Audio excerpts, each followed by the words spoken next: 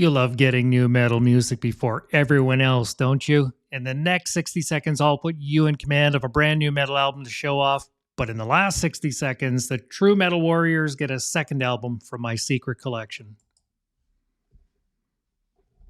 Terry here again, guiding metal music guardians like you to the newest metal music.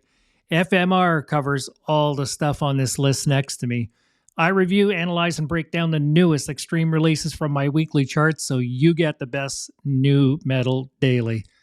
Last time I reviewed Fall by Borknagar, and I added also Dark Secrets of the Soul by Drowning in Sulfur from my secret stash at the end. Check out the last episode for the full scoop and results. In any case, stream them for yourself to see if they are for you.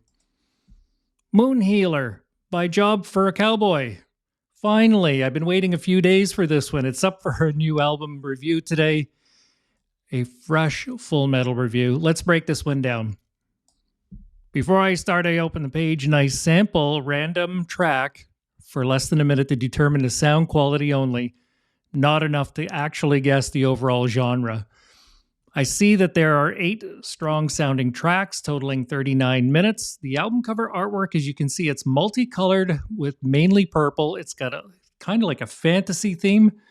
I think it's got something to do with mind bending. It has beautiful colors. It has custom and standard fonts. I was attracted to it immediately thanks to the artist.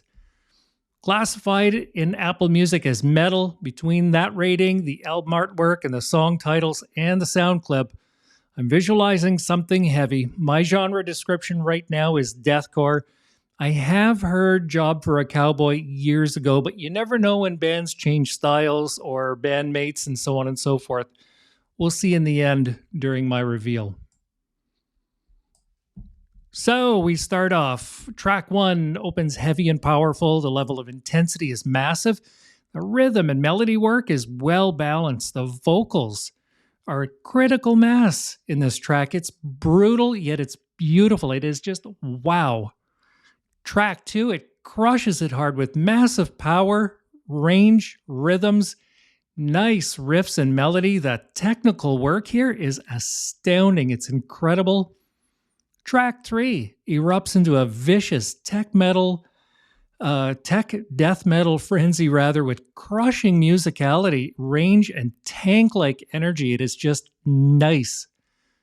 Track 4 is so rangy once again. It literally feels funky. It's full of immense power. It's got superb musicianship. It is just beautiful. Track 5 has this incredible level of groove, range, rhythm, and crushing guitar work.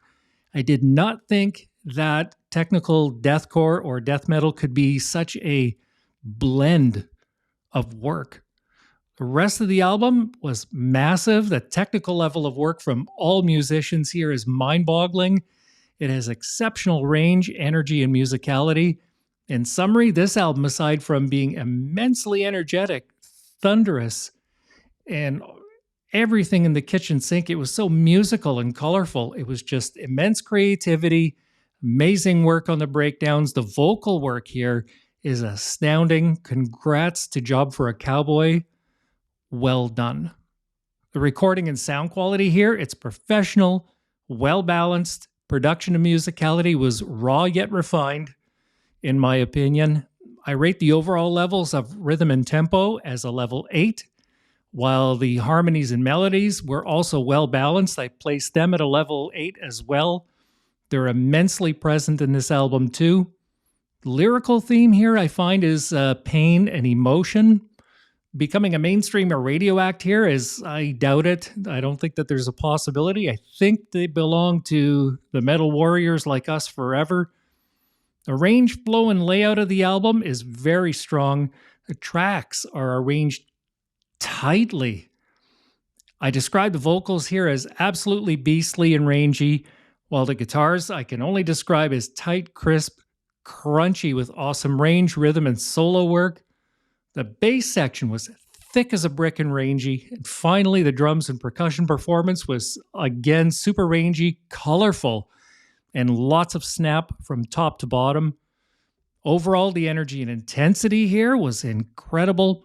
They remind me right now of Spite or Brand of Sacrifice with a little bit of Archspire sprinkled in there. My AI says that they closely resemble Chelsea Grin and Veil of Maya. Okay, we'll go with that. I rated the temperature here as hot with a very dark tonality feel.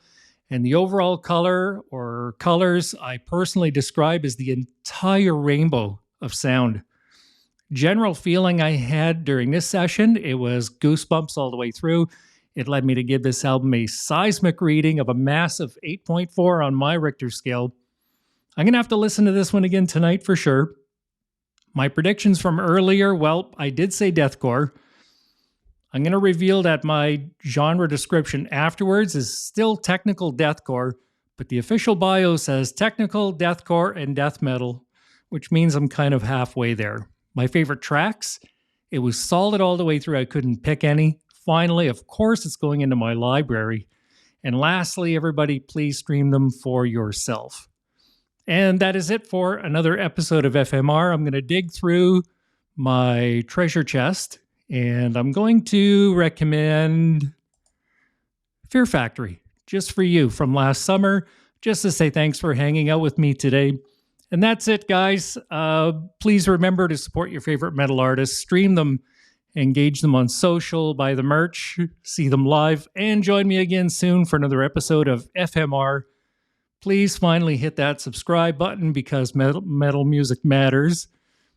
Say that 3 times and not blush. And also to set up notifications so you can get your new albums here first. Cheers, everybody. Have a great Sunday.